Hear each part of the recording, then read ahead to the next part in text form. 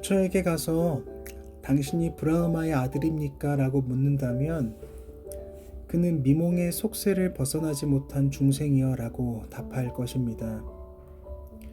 소크라테스에게 가서 당신이 제우스 신입니까? 라고 묻는다면 그는 우리를 비웃을 것입니다. 마호메트에게 가서 당신이 알라입니까? 라고 묻는다면 그는 자신의 옷을 찢고 나서 우리의 목을 벨 것입니다. 공자에게 가서 당신이 상제입니까? 라고 묻는다면 아마 그는 순리에 어긋나는 말은 무도하니라 라고 답할 것입니다. 다른 위대한 도덕 스승이 그리스도와 똑같이 말한다는 것은 개념 자체가 불가능합니다. 내 생각에 그런 말을 할 수 있는 이는 하나님 아니면 지독한 미치광이 뿐이며 후자라면 그는 인간의 사고를 온통 좀먹는 망상에 빠져 있습니다. 그분은 단지 도덕 스승으로 여겨진 적이 없으며 그분을 실제로 만난 사람 중 누구에게도 그런 인상을 남기지 않으셨습니다. 그분이 자아내신 반응은 주로 세 가지니 곧 미움과 두려움과 경배였습니다. 가벼운 호감을 표한 사람은 눈을 씻고 보아도 없었습니다. 피고석의 하나님 예수 그리스도를 어떻게 생각할 것인가 중에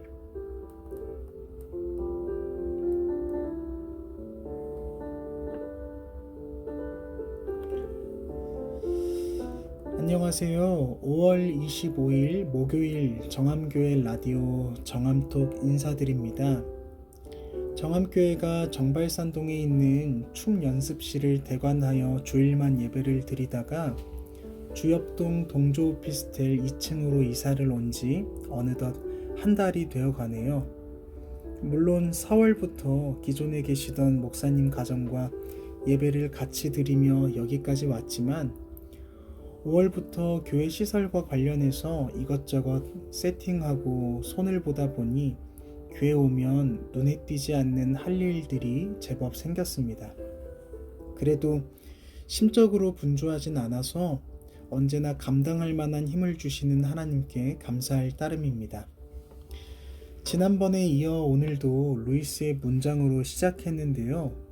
예수를 어떻게 생각해야 할까에 관하여 우리가 무심코 지나선 안 되는 그 믿음의 사고, 인격의 틀을 잘 포착해서 전달해주고 있습니다.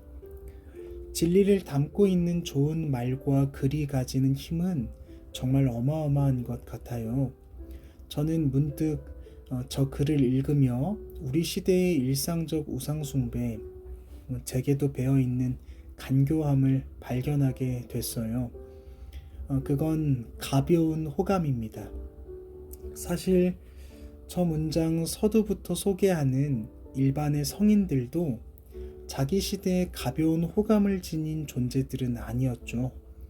우리에게 진실을 대면하는 일이란 항상 쉽지 않은 일이기에 적어도 성인이라 불리는 사람들은 아는 것과 모르는 것에 대하여 진실하잖아요.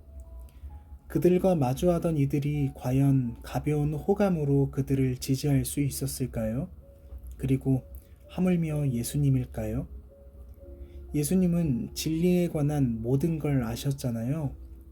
산상수훈만 보더라도 그 대단한 가르침이죠. 그뿐 아니라 예수님은 자기에 관하여 하나님의 아들이라 선포하셨고 하나님 자체이심을 나타내셨는걸요. 그러니 우리가 정말 예수님을 온전하게 따른다면 가벼운 호감이 고작인 우리 믿음 인격의 초상은 어쩌면 기독교 신앙에서 한참 벗어난 게으름일지 모른다는 생각이 듭니다. 그럼 5월 25일 오늘의 감사 기도를 읽어드릴게요. 마주치는 모든 것에서 아버지의 손길을 발견하게 하소서. 하나님이 만들지 않으신 것은 하나도 없습니다. 그 모든 것에서 아버지의 마음을 발견하게 하소서. 하나님을 대하듯 소중하게 대하게 하소서. 땅의 깊은 곳이 그의 손안에 있으며 산들의 높은 곳도 그의 것이로다. 바다도 그의 것이라.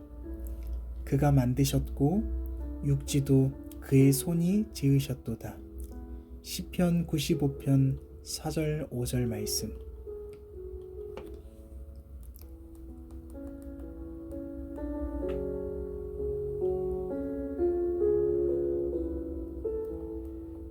자, 이제는 토마스 아켄피스의 그리스도를 본받아를 읽어드릴게요. 어느덧 그리스도를 본받아 3부를 읽고 있습니다. 총 59장으로 구성된 3부는 하나님과의 영적 연합이 무엇을 의미하는지 얘기하거든요. 그 진행 방식이 대화체예요. 그리스도와의 영적 관계를 주님과 제자 사이 대화 형식으로 설명하고 있습니다. 그럼 참고하시고 낭독해 드릴게요. 제목은 우리 속에서 잠잠히 말씀하시는 분입니다.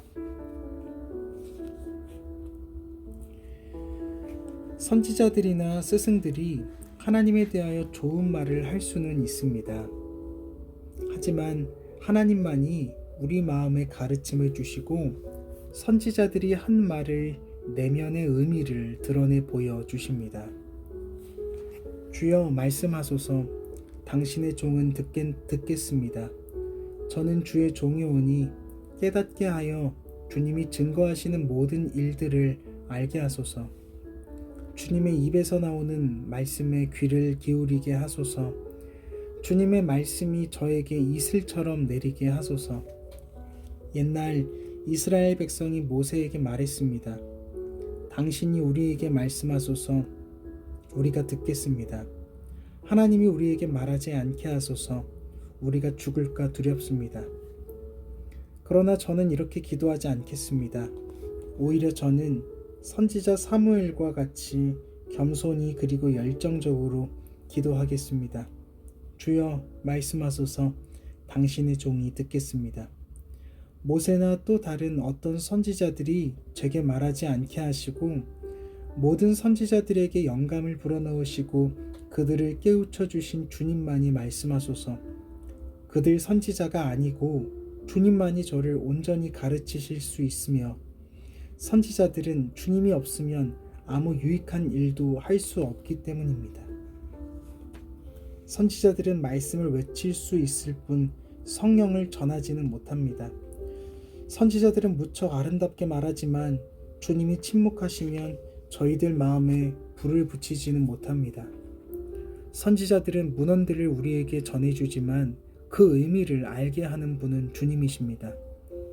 그들은 주님의 신비를 드러내지만 그 비밀을 푸는 분은 주님이십니다. 선지자들은 주님의 계명을 가르치지만 저희들이 이것을 행하게 도와주시는 분은 주님이십니다. 그들은 저희들에게 주님께로 가는 길을 안내하지만 주님은 그 길을 갈 수 있는 힘을 주십니다. 그들은 저희들의 외면을 어루만지지만 주님은 저희들의 마음을 가르치고 깨우쳐 주십니다. 선지자들은 표면에 물을 주지만 주님은 생명이 자라나게 하십니다. 그들은 크게 소리내어 말씀을 전하지만 주님은 듣는 사람이 이해할 수 있도록 하십니다. 그러므로 주님, 모세가 제게 말하게 하지 마시고 영원한 진리이신 주님께서 저에게 말씀하소서. 만일 제가 겉으로만 훈계를 받고 내면에서 뜨거워지지 않으면 저는 죽을 것이며 제 생에는 아무런 열매도 맺지 못할 것이기 때문입니다. 그리고 심판날에 제가 말씀을 들었으되 이를 이행하지 않았고 말씀을 이해했지만 이를 사랑하지 않았으며 말씀을 믿었지만 말씀과 함께 살지 않은 데 대하여 제가 심판을 받을 것이기 때문입니다. 그러므로 주님, 저에게 말씀하소서. 당신의 종이 듣겠습니다. 주님께서는 영생을 얻는 말씀을 가지고 계십니다. 저에게 말씀하소서. 그러면 제 영혼의 위안이 되고 제 전 생애를 바로잡을 수 있을 것입니다. 다만 그것이 주님에 대한 찬양과 영광이 되고 영원한 존귀함이 되게 하소서.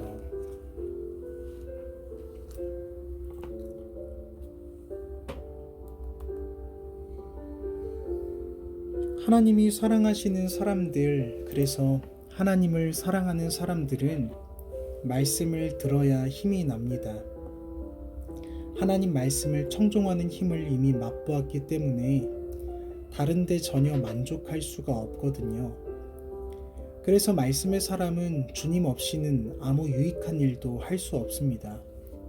성경을 보면 주님을 떠나 사는 사람들은 자기도 모르게 주님 뜻을 이루고 있기도 하거든요. 그런데 주님께 가까이 사는 사람들은 오히려 주님 없이는 아무것도 하지 못하는 걸 목격하게 됩니다. 어느 편이 좋을까요? 어느 쪽이 더 인격과 관계, 믿음과 사랑의 측면에서 더 온전해 보이세요? 이제 마무리할 시간입니다. 정함교회 이번 주 말씀 제목이 신뢰함이 안전입니다 였는데, 다들 주님을 신뢰함으로 안전을 누리며 살아가고 계신지 궁금하네요. 주께서 마음이 견고한 사람을 평강하고 평강하도록, 샬롬하고 샬롬하도록 지키시리니 이는 그가 주를 신뢰함입니다.